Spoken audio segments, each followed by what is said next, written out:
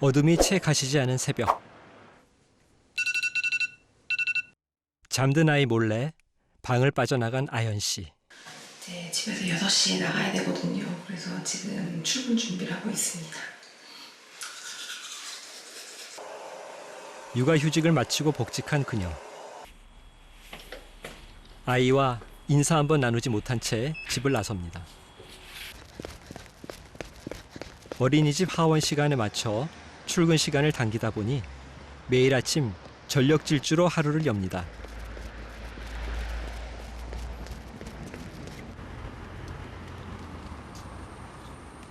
간신히 버스는 놓치지 않았지만 밀려드는 피로는 어쩔 수 없나 봅니다. 아연 씨는 그나마도 시차 출근제가 가능해 운이 좋은 편이라고 믿고 있죠.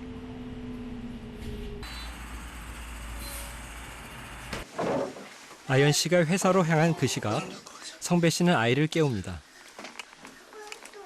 하원을 아내가 맡는 대신 등원 준비는 성배 씨 담당이죠.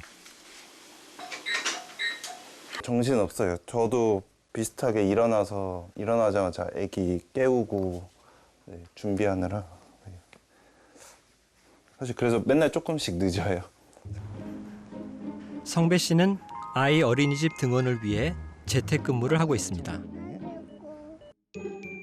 철저하게 아이의 등하원 시간에 맞춰 짜여진 엄마 아빠의 시간표. 하원 시간에 맞춰 엄마는 또 달리기를 시작합니다.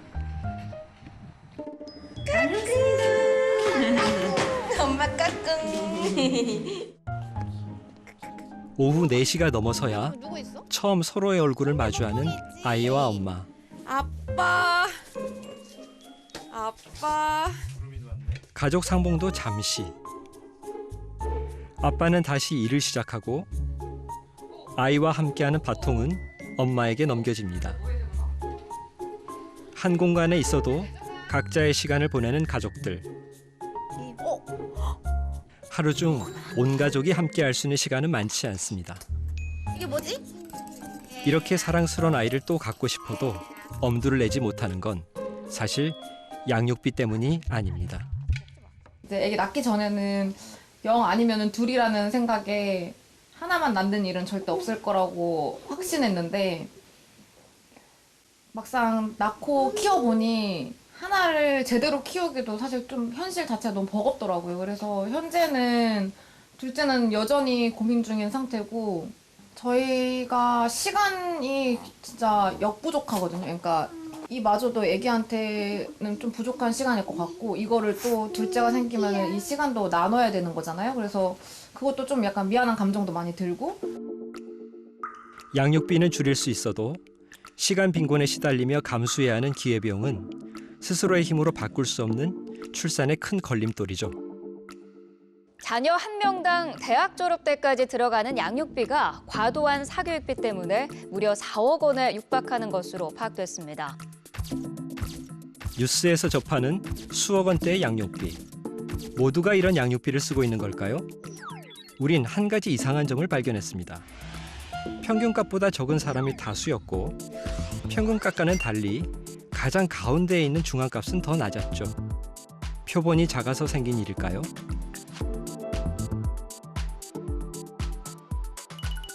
(4천) 가구를 대상으로 한 월평균 양육비를 분석해본 결과 역시 평균값에 비해 중앙값이 낮아지는 걸 확인할 수 있었습니다.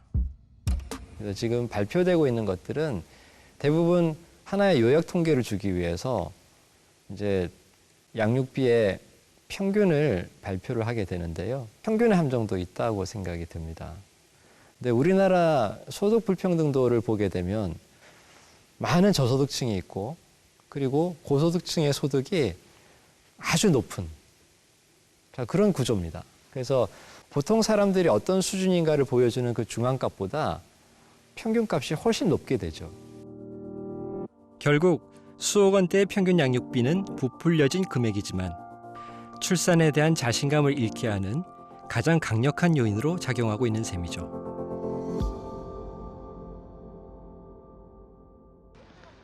웹툰 작가이자 두 아이의 엄마인 권보람 씨.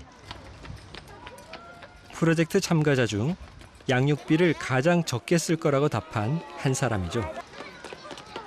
엄마를 향해 달려오는 현성이와 함께 하교 후 들르는 곳은 학원이 아닌 집 근처 공터. 한창 낙엽 던지기 놀이에 빠져 있습니다. 하지만 이런 날이 오리라고는 상상하지 못했던 때가 있었죠. 욜로족이어서 네.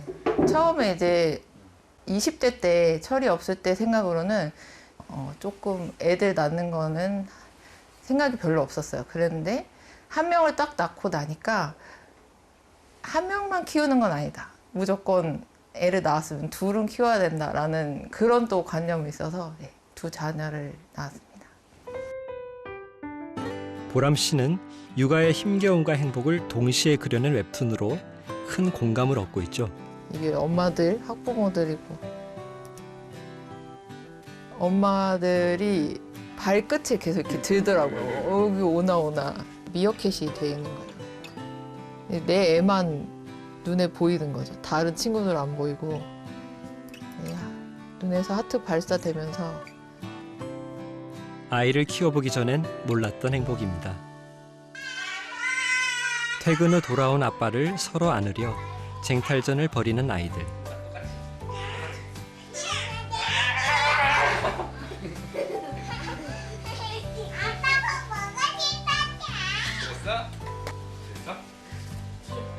바로 이 맛에 아이를 키우는 거 아닐까요? 자영업을 하는 아빠는 밤 9시가 넘어서야 집에 돌아오고 엄마는 아이들을 재운 뒤 새벽까지 웹툰 작업을 하지만 아이들 때문에 오히려 힘을 얻습니다. 만약 누군가 두려움 때문에 아이 낳기를 포기한다면 꼭 해주고 싶은 말이 있다는 보람 씨. 너희 아기들 어때? 이러고 물어보면 나도 모르게 입꼬리가 올라가고 세상이 꽃밭이 되는 게 저는 그렇습니다. 네. 애를 낳을까 말까의 선택지라면 당연히 네. 다른 세상이 시작돼. 그런 말은 꼭 해주고 싶어요. 세상에 살면서 아이는 꼭 키워봐야 된다고. 효용과 비용 이론 기억하시죠? 우리는 프로젝트 참가자들에게 마지막 질문을 던졌습니다. 나는 아이로부터 얻는 효용감이 양육 비용보다 더 크다고 생각한다. 아이를 가지면서 또 삶이 많이 바뀌었어요. 이게 저한테도 되게 뭔가 삶이 뭐 바뀌고 제가 살아가는 원동력도 되고 또 애를 보면서 느끼는 저의 이제 감정도 되게 많아지고 정말 돈으로 환산할 수 없는 그런 소중한 행복이기 때문에 양육 비용보다는 절대 클 수가 없고 그리고 또 개인마다 이제 측정하는 그런 양육 비용이 다 다를 거기 때문에 양육 비용을 더 줄이면 되니까 그런 부분은 충분히 해결할 수 있는 문제라고 생각합니다. Kids are fun. 저희 아이가 요즘에 강낭콩을 키우는데요. 그걸 보면서 자라나는 게 너무 신기하다고 재밌어 하더라고요. 그래서 제가 이야기해줬습니다. 너가 요만한 콩알일 때 엄마 뱃속에서부터 자라서 낳고 자라나는 걸 보니 엄마는 너무 신기하고 행복하다라고요. 우선 저는 아이를 낳지 않고 싶다고 밝혔지만 그만큼 가치 있고 행복한 일임을 알아서 그거에 대한 책임감을 느꼈기 때문에 제가 지금 그런 고민을 하고 있는 거라고 생각하고 그런 아이와 함께하는 시간이나 그 배움의 가치가 양육 비용보다 더 작다고 생각하지는 않습니다. 저 질문 자체가 조금 잘못됐다고 생각하는 게 저런 말이 나올 정도로 사회가 조금 아기가 주는 행복감이 어떻게 보면 당연한 거일 수도 있는데 저거를 저울질한다는 것 자체가 이렇게 해야 되나라는 생각이 들게끔 하는 질문인 것 같아서 원에 들어가지 않았습니다. 저희 세대는 어떤 효율성이나 효용성을 따지지 않고 애를 기른 적이 없어요. 그냥 낳았으니까 기르는 거고. 근데 기르면서 많은 그 후회도 하고 만족도 느끼지만 그래도 이 지구에 와서 자식을 한번 낳아서 키우는 것이 괜찮지 않을까 하는 생각이 드는 거 보면 자식을 잘 낳아서 키운 것 같습니다. 프로젝트를 마치며 모두가 떠올린 생각은 비슷했습니다. 눈에 보이는 비용 뒤에 가려진 평범한 행복을 두려움 때문에 미리 포기하고 있는 건 아닐까요? 아이를 낳으면 돈이 얼마나 들 거야. 그다음에 내 시간은 얼마나 줄어들 거야. 주로 비용적인 측면에서 두려워하는 것이고 그건 숫자로 환산되는 것이죠. 그러나 아이를 낳아서 엄마 아빠 말을 하고 그리고 아이가 성장해가는 과정을 보는 모습. 근데 이런 것들은 숫자화되기 어렵고 상당히 질적이고 무형의 것이에요. 그러면서 저는 간과되기 쉽다고 생각합니다. 저는 지금 청년들, 특히 고부담, 고강도 양육 문화 때문에 겁을 내거나 힘들어하는 청년들에게 이야기해주고 싶은 것은 충분히 좋은 부모가 될 수 있는 자질을 이미 가지고 있다는 거예요. 그래서 저는 청년들이 조금 만약에 용기를 내고 낙관적인 전망을 하면서 같이 좀 목소리를 내줬으면 좋겠다 이런 생각을 합니다. 불안정한 일자리와 높은 집값, 그리고 경쟁적인 사교육비. 출산으로 가는 끊어진 사다리를 잇기 위해선 한 가지 해법으로 불가능할지 모릅니다.